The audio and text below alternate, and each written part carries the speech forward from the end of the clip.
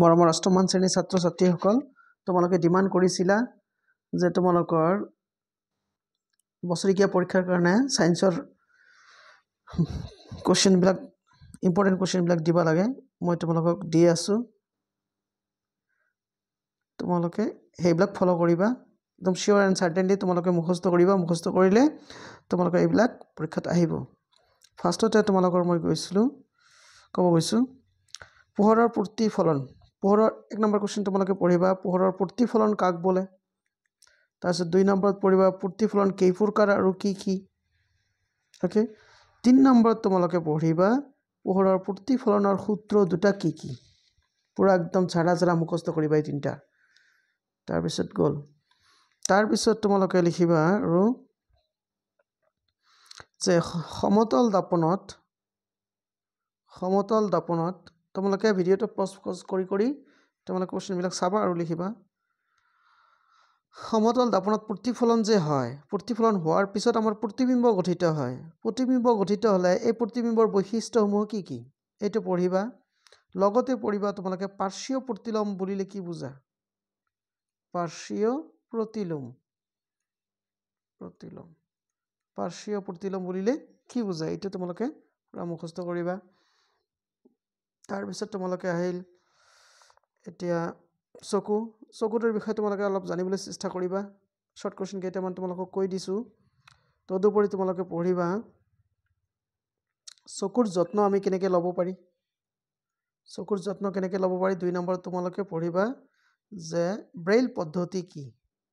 Braille পদ্ধতিটো কি তোমালোকে মুখস্থ কৰিবা লগতে চকুৰ বিভিন্ন অংশবিলাকৰ নাম তোমালোকে 3 নম্বৰত চকুৰ বিভিন্ন অংশবিলাকৰ নাম তোমালোকে জানি থবা মুখস্থ কৰিবা কি কোনটো কাক বলে কি হেৰি কইব নালাগে খালি নামকেইটা তোমালোকে মুখস্থ ৰাখিবা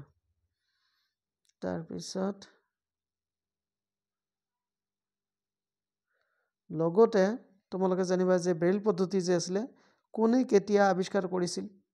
একদম ব্ৰেইল পদ্ধতি তাৰমানে ডিটেইলছটো তোমালোকে পঢ়িবা তাৰ পিছত আহিল তোমালোকৰ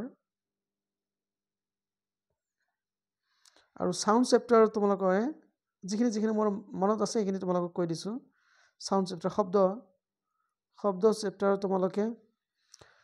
শব্দ কি দৰে সৃষ্টি হয় কোশ্চেন তাৰ পিছত আহিল তোমালোকৰ 1 নম্বৰ কোশ্চেন এটো গল 2 নম্বৰ কোশ্চেনটো শব্দ সঞ্চালন হবৰ কাৰণে যে মাধ্যমৰ দৰকাৰ তাৰ এটা উদাহৰণ তোমালোকে পঢ়িবা তাৰ পিছত অতি শব্দ কাক বোলে তাৰ পিছত অবশব্দ কাক বোলে অতি শব্দ অবশব্দ তোমালোকৰ সৰি এটো নাই তোমালোকে ঠিক আছে বেলেগ নাম দি তোমালোকৰ দিয়া আছে তোমালোকে পঢ়িবা কি অতি শব্দ কি অবশব্দ কি বা শ্ৰৱণাতীত শব্দ কি নাই শ্ৰৱণাতীত শব্দ কি তাৰ পিছত তোমালোকে পঢ়িবা মানুহৰ শব্দৰ পৰিসৰ কিমান মানুহৰ কাণৰ শ্ৰৱণৰ পৰিসৰটো কিমান হেতু তোমালোকে পঢ়িবা তোমালোকে জানা আৰু পঢ়িবা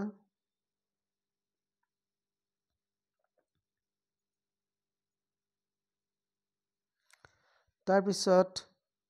এই পৰিবাহিতা চেপ্টাৰ পৰা আৰু এটা বস্তু তোমালোকে শব্দৰ পৰা তোমালোকে পঢ়িবা হেতু হল নম্বৰ 3 যে মানুহৰ কোনটো অংশই শব্দৰ সৃষ্টি কৰে তাৰ লগতে তোমালোকে এটা বস্তু ভালকে পঢ়িবা কম্পনাংক কাক বোলে তাৰ পিছত আৰু তোমালোকৰ পৰ্যায়কাল কম্পনাংক আৰু পৰ্যায়কাল এই দুটা ডেফিনিশ্যন তোমালোকে মুখস্থ কৰিবাই তাৰ পিছত আমি আহিলো কলৈ আচ্ছা এতিয়া ইলেক্ট্ৰোলাইসিসৰ চেপ্টাৰটোত আমি আহিছো যে তোমালোকৰ সাধাৰণতে নিমখ পানী কি হয় নিমখ পানী বিদ্যুৎ পৰিবহন কৰিব পাৰে নে হেতু বিষয় জানিবা কেনে ধৰণৰ পানী বিদ্যুৎ পৰিবহন কৰিব পাৰে কেনে ধৰণৰ পানী বিদ্যুৎ পৰিবহন কৰিব পাৰে আৰু কিয় ফৰ এক্সাম্পল তোমালোকক কৈছো নাদ দমকল আদিৰ পানী এইবিলাক বিদ্যুৎ পৰিবহন কৰিব পাৰে নে নাই সেইখিনি জানিবা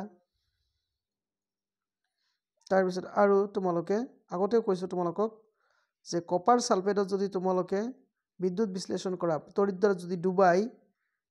যদি ডুবাই তোমালোকে হেৰি কৰা বিদ্যুৎ সঞ্চালিত কৰা মানে কি উৎপন্ন হ'ব ঠিক তেনেকে পানীত যদি তোমালোকে তড়িৎদ্বাৰ ডুবাই বিদ্যুৎ সঞ্চালিত কৰা তেনেহলে কি উৎপন্ন হ'ব এইখিনি তোমালোকে পঢ়িবা তাৰপিছত তোমালোকৰ আহিল আৰু কি আছে চাং মই চাই দিছো কিতাপখন লগত নাই যদি তাৰপিছত প্ৰদূষণ চেপ্টাৰৰ পৰা তোমালোকে এটা বস্তু পঢ়িবা যে পানী কিদৰে প্ৰদূষিত হয় 1 নম্বৰ 2 নম্বৰত পঢ়িবা বায়ু কিদৰে প্ৰদূষিত হয় মানে পানী কিদৰে প্ৰদূষণ হয় বায়ু কিদৰে প্ৰদূষণ হয় পানীৰ প্ৰদূষণ কিদৰে আমি ৰোধ কৰিব পাৰিম বায়ুৰ প্ৰদূষণ কিদৰে আমি ৰোধ কৰিব পাৰিম এই উপায়বিলাক তোমালোকে পঢ়িবা পঢ়াৰ পিছত তাৰপিছত তোমালোকৰ বিদ্যুৎ লেপন চেপ্টাৰৰ পৰা খুব ইম্পৰ্টেন্ট কোৱেশ্চন তোমালোকে জানিবাই বিদ্যুৎ লেপন কাক বলে মানে ক'ত বিদ্যুৎ লেপন ব্যৱহাৰ কৰা হয় এইটো তোমালোকে পঢ়িবা তাৰপিছত তোমালোকৰ বিদ্যুৎ বিশ্লেষণ বুলিলে কি বুজা 2 নম্বৰত পঢ়িবা বিদ্যুৎ বিশ্লেষণ বুলিলে কি বুজা এটো পঢ়িবা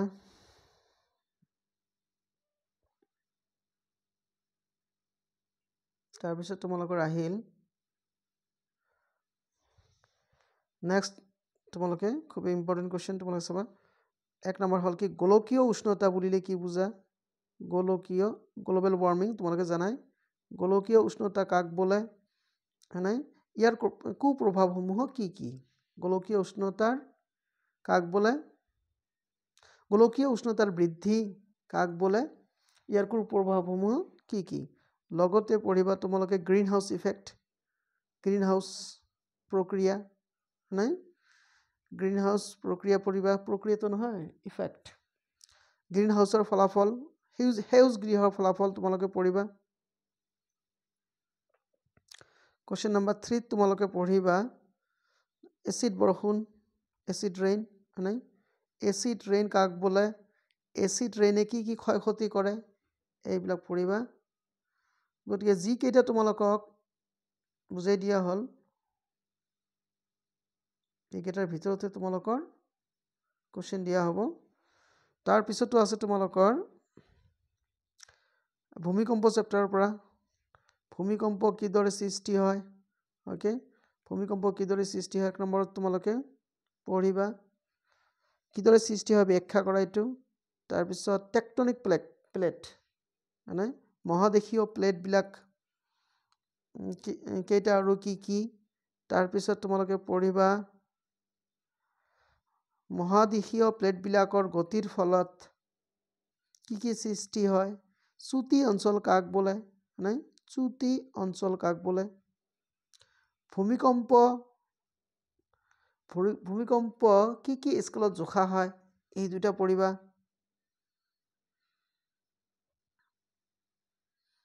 তাৰ পিছত তোমালোকে পঢ়িবা